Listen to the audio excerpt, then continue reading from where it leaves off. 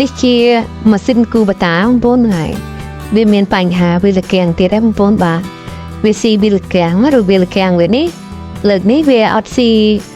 ក្របថ្នោតទេគឺវាស៊ីតិចតិចប៉ុន្តែវាធ្វើទុកបដាងបងប្អូនហើយបដាងវាលកៀងវាមានបញ្ហាបែកបដាងតូចមកនេះកន្លែងខ្ញុំពវល់ហ្នឹងបាទបែកចានជា2ហ្នឹងហើយនេះជាវាចានបដាងវាបងប្អូនបែកជា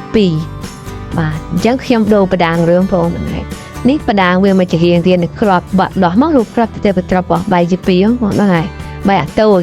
វាលកៀងខាង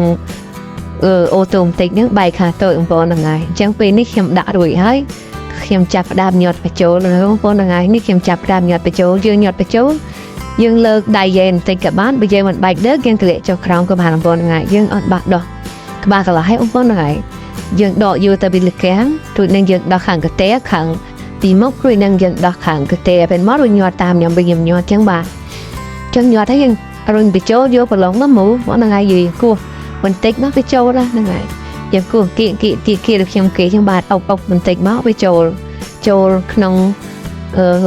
កន្លែងវាមកឬក៏យើងយកប្រឡងចាប់វិញបងប្អូនហ្នឹងហើយប៉ណ្ណឹងយើងយកប្រឡងមកចាប់រួចជាស្រេចបងប្អូនហ្នឹងហើយនេះគឺម៉ាស៊ីនគូបតាបងប្អូនបាទហ្នឹងហើយវាមានបញ្ហាបែកបដាងបងប្អូនហ្នឹងហើយវីដេអូខ្ញុំមានតែប៉ុណ្្នឹងជាចុងក្រោយអរគុណ